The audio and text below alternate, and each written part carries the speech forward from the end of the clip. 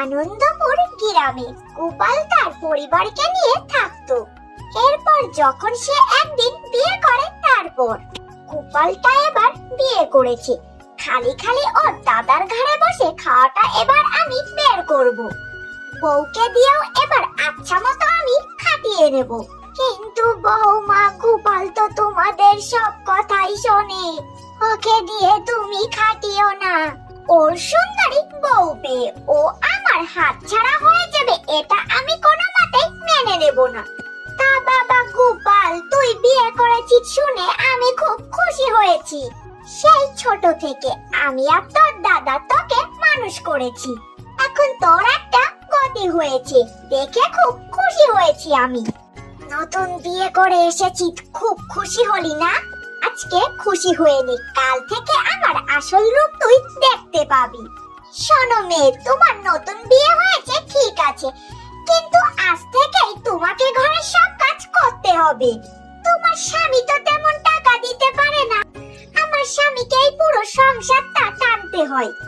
ঠিক আছে দিদি, আমি সব কাজ করে দেব, আপনি বলেন কি কি কাজ আমায় করতে হবে।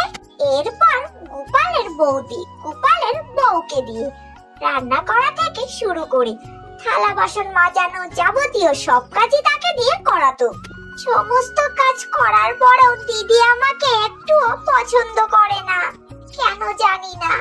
তোর এত বড় সাহস, তুই রান্নাঘরে বসে আমার নামে নিন্দা করিস? এবার দেখ আমি তোকে কি করি।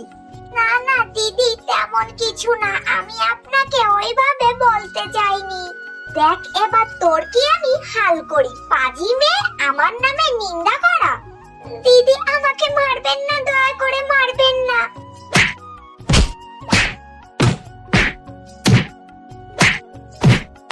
আমার কপালটাই খারাপ, কেন যে বৌদি আমার সাথে এমন করে। এভাবেই কিছুদিন কেটে যায়।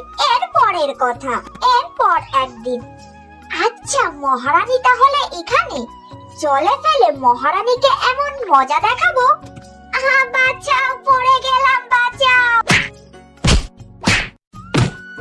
এ কি দিদি, তোমার কি হলো? এ কি করে হলো? এ কি বৌদি, তোমার এমন অবস্থা কি করে হলো? আমি এদিক দিয়ে যাচ্ছিলাম, তাই তোমায় দেখতে পেলাম। এই সবই আসলে আমার দোষ। বোন, আমি তোকে জলের মধ্যে ফেলে দিতে যাচ্ছিলাম, আর দেখ সেই আমি পা পিছলে পড়ে গেলাম। আসলে খারাপ কাজের ফল কখনই ভালো হয় না, খারাপ লোকের সাথে সব সময় খারাপই হয়। আমি তো ভালো করে বুঝে গেছি। কি এত কিছু হয়ে গেছে আমি বুঝতেই পারিনি। আমরা এক্ষুনি এই বাড়ি থেকে চলে যাব। বৌদি, তুমি এটা কি করলে? আমি তোমাকে অনেক বিশ্বাস করতাম। বলছি, এখন যখন দিদি ভুল বুঝতে পেরেছে, আমি দিদিকে ক্ষমা করে দিয়েছি। হ্যাঁ ভাই, বাড়ি ফিরে চলো, আমরা সবাই একসাথে মিলেমিশে থাকবো। আমি আমার ভুল বুঝতে পেরেছি। এরপর গোপাল তার পরিবারকে নিয়ে সুখে বসবাস করতে শুরু করে। গল্পটি ভালো লাগলে অবশ্যই সাবস্ক্রাইব করবেন।